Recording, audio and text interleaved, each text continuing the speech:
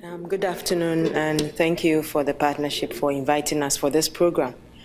My presentation is basically on the Ghana PPP program, and I don't know whether everybody knows where Ghana is, but if you look at the African map inset in there, you see the yellow map, and that is Ghana. And basically, we have a land area of about 283,000 square kilometers. We are a lower middle income country, a population of about 25 million, and a population growth rate of about 2.5%. Our real GDP growth rate as at the end of 2013 was 7.4, that is an update, and headline inflation was 8.8%.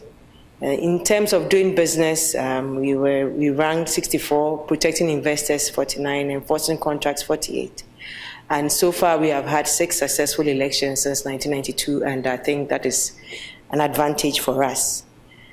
Basically, the outline of my presentation is on the background of our PPP program, and basically the functions of our Public Investment Division and the PPP unit, our program structure, our accomplishments, the challenges and recommendations on the way forward. In terms of our program background, we've had successful IPPs, that is the independent power producers. Basically, in the energy sector, within the mid-1980s and the 1990s, we had a divestiture program that actually involved the private sector. And this gave us the energy to know that definitely we could involve the private sector in most of the projects that we would like to undertake in terms of the PPP program. We also realized that there were a lot of pressure on the national budget, and therefore this reduced our fiscal space for infrastructure development investments.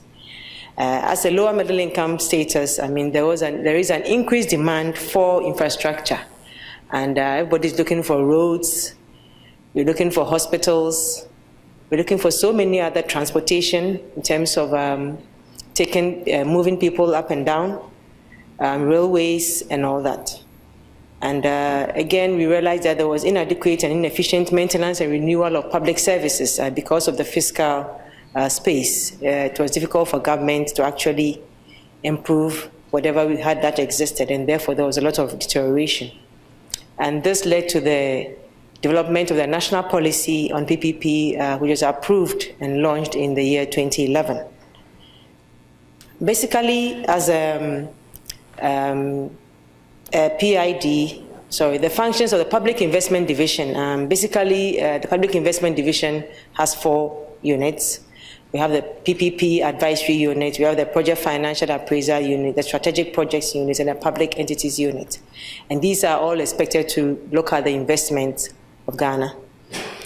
The main functions include developing a national public investment policy, providing advisory services and ensure efficient allocation of resources for public investments. We provide gateway and advisory functions regarding all public sector projects, and oversight management of our state-owned enterprises and our joint venture investments in various other companies. We also implement the national PPP program, and we assist in the preparation and defining of various projects for the market, for the private sector. The PPP Advisory Unit, the center of our program in terms of PPPs, is executed by the division, and it coordinates the PPP program centrally and supports projects from all the ministries, departments, and agencies, and then the metropolitan, municipal, and district assemblies. We also oversee a transparent process for procurement for both solicited and unsolicited projects. Solicited being priority projects that have been identified by government, and the unsolicited are the innovative projects that have been submitted by the private sector to government. The national policy, therefore, gives us an overview. It defines clearly what a PPP is, provides the objectives, guiding principles, roles and responsibilities, who does what. The PPP process itself, from where do you start, from project concept note, right through to feasibility, full feasibility, and then also getting the private sector involved in terms of procurement processes.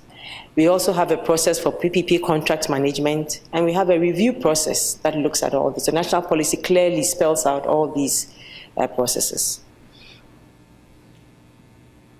In terms of our accomplishments, basically we have developed and operationalized the public investment management system. That's what we call the public investment management system. This system tries to prioritize all the projects that we have in terms of what we have with our fiscal obligations, what the budget can actually provide over a 3-year rolling period.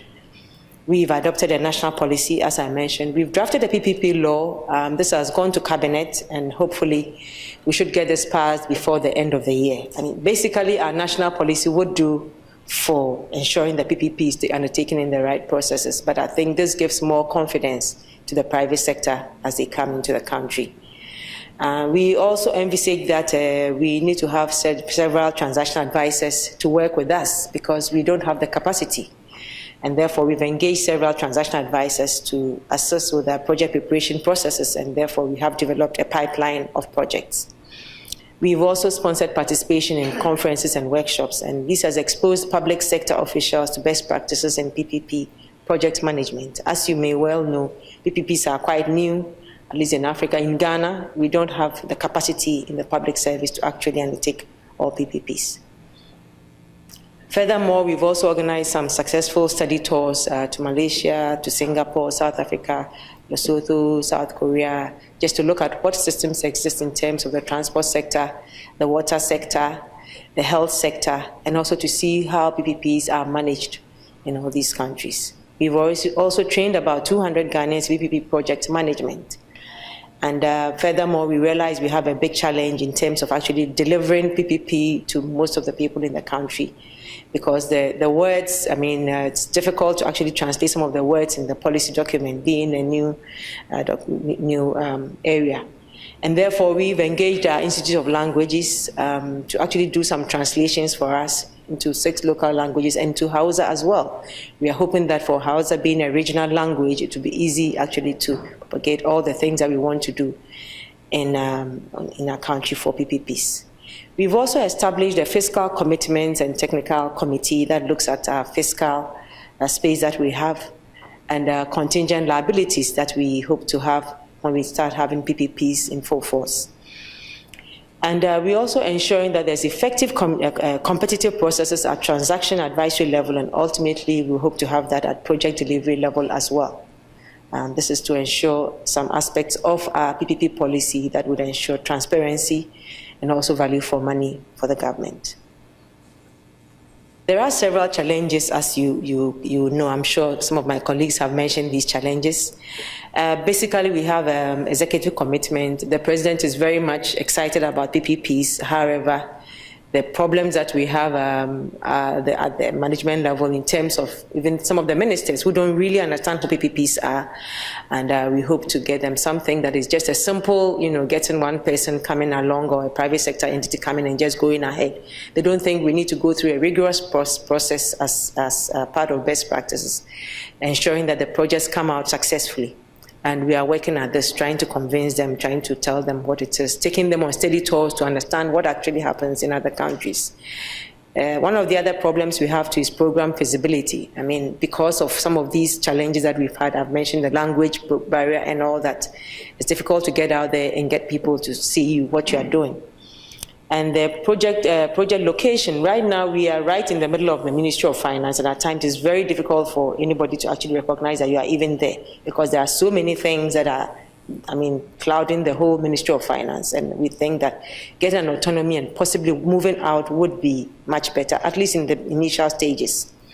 And how to process some of these difficulties and the perceptions, even the media, the understanding of PPP is something else. And as I mentioned, stakeholder support, key leaders, these are some of the issues that we have. Furthermore, I mentioned scarce skills that are available in the public sector and the challenges of change in the public service. They believe in transferring people even if you have the capacity. So the few we have trained, you keep on getting pressures from the ministry's administration. Everybody has to move around, and that is a challenge. If you move around, who trains who? And again, our financial markets are not very deep. We have the short end of the market, so it's very difficult to get all these infrastructure projects that are longer dated, 10 years and above, 15 years, for gestation, and to get back your money. So that also needs to be worked on. And there is continuous demand for infrastructure projects. Everybody believes that PPP can do it all. So when you are there, everybody says, well, we want to do this through PPPs, but they are not ready to go through the process. And as I mentioned, political will and buy-in, it is there, but I think we need more that has to be done. Our recommendations include secure buy-in at the highest levels, autonomy, having a strong PPP champion to perform advocacy functions and solicit commitments, keep stakeholders interested, identify, analyze, plan, implement plans, and then seek help where necessary, because you can't know it all. We are just doing this. We don't want to reinvent the wheel. We want to ask others to assist us. Again, we want to create an enabling legal and regulatory regime to inspire confidence and define processes and have the right institutions. Creation of the requisite framework and institutions for program management, and create mechanisms for long-term project financing in Ghana. There are pipeline projects. Basically, you can see this in the road sector, in the water sector, in the energy sector. And some of these include the Boankra Inland Port and Eastern Railway Line project. Is a regional project that would link Ghana and Burkina Faso. Accra-Takoradi Dualization project, another regional project that would send goods and services to the port in Takoradi for exports. And we have the Ghana Commercial Agricultural Project. This is looking at the irrigation schemes that can be harnessed together for commercial agricultural production.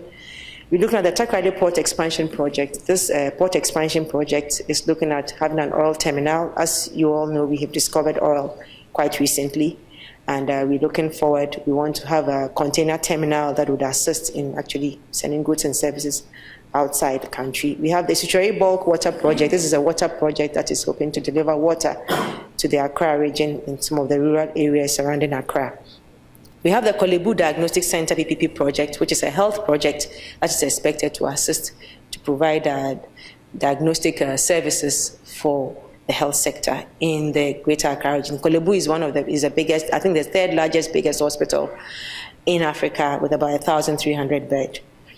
We also want to have a urology and nephrology health project at the Kolebu Teaching Hospital, and that is expected to assist us in our urology and nephrology systems. And we also would like to have a national airline, of course, that would help us regionally in transporting goods and services and also providing passenger assistance across the region.